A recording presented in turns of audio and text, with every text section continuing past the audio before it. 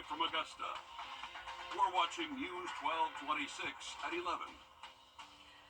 A scary afternoon for some students and parents in Aiken County as an accident involving a school bus caused a road closure in the area until early evening. Good evening. I am Courtney Hicks. Thank you so much for joining us. With that, let's bring in your Sydney Hood, who joins us from the newsroom. And Sydney, you spoke with someone nearby who worked nearby that scene, and what did they have to say?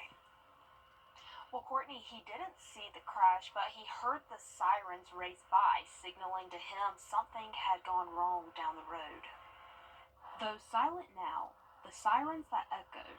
Oh, they were in a big hurry. There were about 4 or 5 of them down there, and 2 ambulances, and then sheriff's department, state patrols, first responders, everybody. Stopping the hearts of those at this corner gas station on Atomic Road and Drag Strip Road. I just sat there and thought, oh boy, I just hope nobody's hurt really, really bad. I don't know how bad the injuries are or anything like that. So I'm just praying to God that everybody's okay. He didn't see the crash. I don't know how many kids were on the bus or if there weren't any kids on the bus, but you start thinking, oh boy, that's the worst that could happen. But these photos are enough to catch the attention. My heart goes out to all of them out there. Of those around. It just makes me think about how precious life really is and how we take it for granted most of the time. And something like this reminds you, you could be gone in a split second.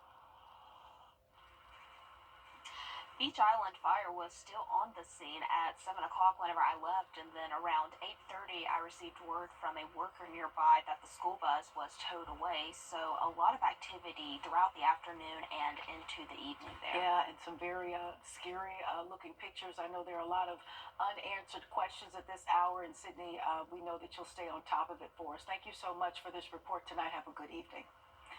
A live look at Calhoun Express cows getting loose on a Texas highway, causing some big issues. We'll get all the details and more video in just a few. Stay with us. Mikhail? A lot of wildlife shenanigans going on in the news lately. We're looking at temperatures near 80 tomorrow. The pollen comes back, and so does that fire risk. We'll look at it all coming up next. Wounded Warrior Project is proud to partner again this year with Parker's Kitchen to help empower your community's post 9/11 veterans, heroes, and their families. Thank you, Parker's Kitchen, for your commitment. Join the Columbia County. Into Monday, though, and we're hitting 80 by Friday. Ooh-wee. Thank you, Mikhail. Appreciate you. Wildfires burning tonight throughout the Carolinas as firefighters work to contain the flames and dangerous conditions leading to evacuations for some residents. Kathy Park reports. Tonight, crews across the Carolinas fighting multiple wildfires, attacking the flames on the ground and in the air. Parts of western North Carolina taking the biggest blow just 6 months after the remnants of Hurricane Helene tore through the region. The storm knocked down debris and trees, adding extra fuel to these fires. Take a look. This is just a snapshot of some of the burn scars in the area. We're not seeing any active flames right now, but that doesn't mean hot spots can't flare up at any moment. Residents near the danger zone warned to leave or risk getting trapped or injured. It's been a while, a couple of days. The blaze nearly took over John Grace's backyard in Polk County. The fire is burning like crazy. There's massive amounts of manpower. For 6 hours, firefighters kept the flames away. South Carolina's governor declaring a state of emergency. The Table Rock fire scorching more than 1,000 acres this weekend, putting residents like Kathy Bear on edge. When you look at the smoke, does this make you a little nervous? A little, but I'm hoping and praying that it goes the opposite direction of our house. A wildfire tore through 2,300 acres at New Jersey's Wharton State Forest. 2 days later, it's now fully contained. And more wild weather in the South spawned a tornado in Mississippi Sunday, while damaging winds in Louisiana toppled trees onto homes. And conditions have been so dry in the area, it doesn't take much for these fires to spread. In western North Carolina, nearly 5,000 acres have already burned. All right, and our thanks to Kathy Park for that tonight. To that cow story now, as several of them were on the loose on a busy Texas highway, taking police on a thrilling foot chase. Officers weaved through traffic along I-45 near Houston, trying to capture the cows. The livestock from the Houston rodeo got loose after a trailer hauling at least 30 One cow's broke down. Authorities and drivers tried all kinds of ways to trap the animals. We used paddles. We used ATVs to locate them. We even used our air wing of the sheriff's office to help locate them. And the last one, we had to end up darting or tranquilizing so that we can actually corral him as well. And all of those cattle have been accounted for and safely captured. That is good to hear. All right, as we head to break, here's a live look at Omaha and your winning lottery numbers. Stay with us. We'll be right back.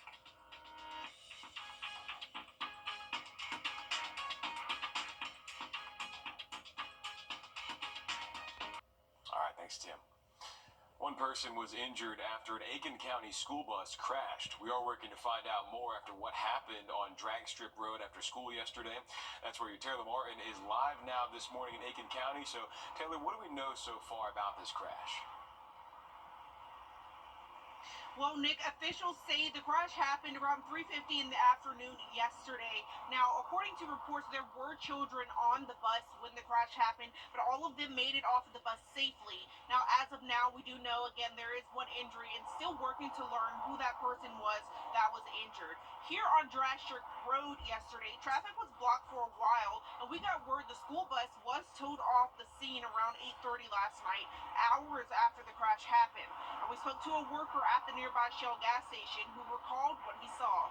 Heard the fire trucks going, and one of the girls that used to work here drove by when it actually happened and came up here and told us there was a bad accident down the road. So. Now, again, we're working to learn more about the situation, about the crash, what caused the crash, and also about that one person who was injured. Once we learn more, we'll let you know. All right, thanks for that live update there, Taylor, on Drag Strip Road this morning. Augusta is mourning for a toddler's family. Just before the weekend, 2-year-old Aura Moody was hit and killed by a car on Peters Road. That's off Laney Walker Boulevard and Gordon Highway. Authorities say a driver went over a sidewalk curb and hit Moody. Neighbors from Allen Homes say they are in shock. Some hope this will push them to look out for one another in the future.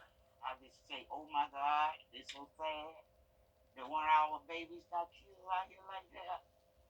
I watch over kids, and we as a community, I feel like should get together and pay more attention to those kids and the babies when they're out here in the street. And we still have more questions than answers right now. We heard from investigators the accident happened while Moody was playing with her family. We asked them if the driver would be charged. They told us that investigation is still underway. We're learning the charges a man faces in connection to pointing a gun at a Richmond County deputy earlier this month. Brandon Hill is charged with aggravated assault on a police officer, possession of a firearm by a convicted felon, possession of a firearm during a crime, terroristic threats, and more. Deputies say Hill was involved in a domestic dispute before being found walking on Glen Hills Drive. After a deputy told him to show his hands, Hill pulled a gun and pointed it at that deputy. The deputy then shot 5 times, hitting Hill in the chest. A review found the deputy was justified in shooting Hill. Richmond County deputies need your help finding this missing man on your screen. Deputies say 72-year-old Joseph Mills was homeless and was last stopped by law enforcement at the beginning of this month on Wrightsboro Road. Authorities say his family has not seen him since January. If you have any information, call the sheriff's office. And the GBI and the Warren County Sheriff's Office are asking for your help to find this missing man. They say 47-year-old Samuel Gearhart has been missing since November 12th of last year. Gearhart was last seen driving a red pickup truck on I-20 near exit 165 when he went missing. He was also believed to be traveling with his dog towards Atlanta. If you have any information, call the Thompson GBI office or the GBI tip line. An automaker based in Georgia is now on the weather. It's something that affects us all every day, from sunny to severe and anything in between. This is why we first alert.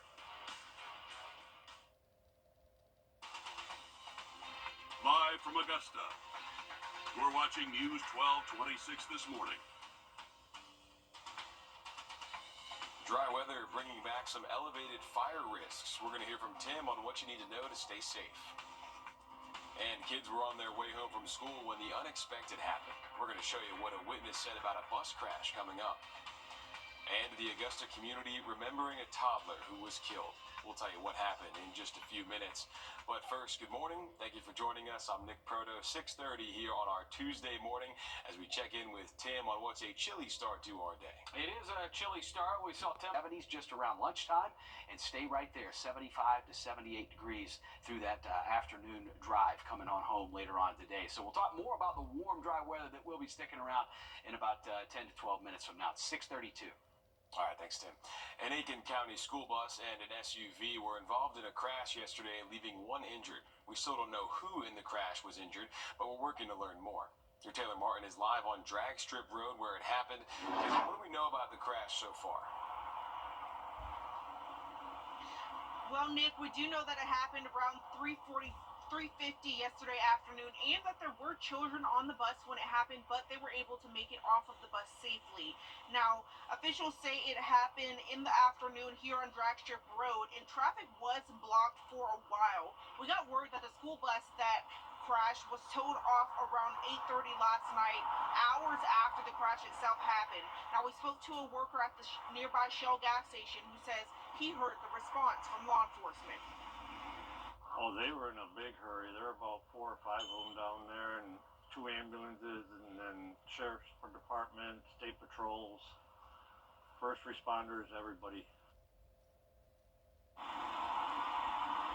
Now we're still working to learn more about this situation this morning, as well as how the crash happened and who that person was that was injured. As soon as we learn more, we will let you know. Okay, thanks for that update there. Taylor Martin live on Drag Strip Road for us this morning. The Augusta community is mourning the loss of a 2-year-old who was hit and killed by a car on Peters Road. Authorities say the driver went onto the sidewalk of that road just off Laney Walker Boulevard and Gordon Highway Friday night. Ora Moody was on that sidewalk when she was hit. She died after being rushed to the hospital. Neighbors say they are shocked and saddened by this sudden loss and hope something like this never happens again. And I hope it don't happen again. Never. It's so sad. I want to go and pay my condolences to the parents of that baby, because I feel the loss too. My heart hurts. And I hope it never happens nowhere like that anywhere again. We're still waiting for answers from investigators about the circumstances around Moody's death. They say charges are pending for that driver, but we'll keep you updated as we learn more. Waynesboro police are searching for a man in connection to an aggravated assault. Officers say 21-year-old Javen Ward is wanted for an aggravated assault that happened on February 8th and 24th. They say he is considered armed and dangerous, and if you see him, call the Waynesboro Police Department. Waynesboro police officers also arrested a man in connection to shooting his child and girlfriend. Officers say 22-year-old Jamari Abrams was arrested March 17th. They say the day before they responded to the Magnolia Apartments for reports of shots fired. Security footage showed Abrams walking to a gate before turning around and firing 4 shots at a group of people. His girlfriend claims he'd been drinking before shooting that gun. He's been charged with aggravated assault, reckless conduct, and cruelty to children. Those donations are needed at the Salvation Army of Augusta. They're seeing an increase of families staying at their shelter, and with tournament week just around the corner, they are expecting the number of people they serve to go up. Here's Anna Halliburton has more on how they're finding solutions with donation drives to help get people the things they need. More families are staying at the Salvation Army Center of Hope. So the average is 14 children a night, but right now we're seeing even more than that. And so it's something that is not unusual. We do usually see like dips and waves of people coming and staying with us. And while this increase may be normal, so is the rise in people this time each year. Especially the end of March, we usually see an uptick in people in general coming to stay with us. You know, we have Masters Week just around the corner, and so a lot of times there's people who are either staying in hotels and motels that end up staying with us for the month of April.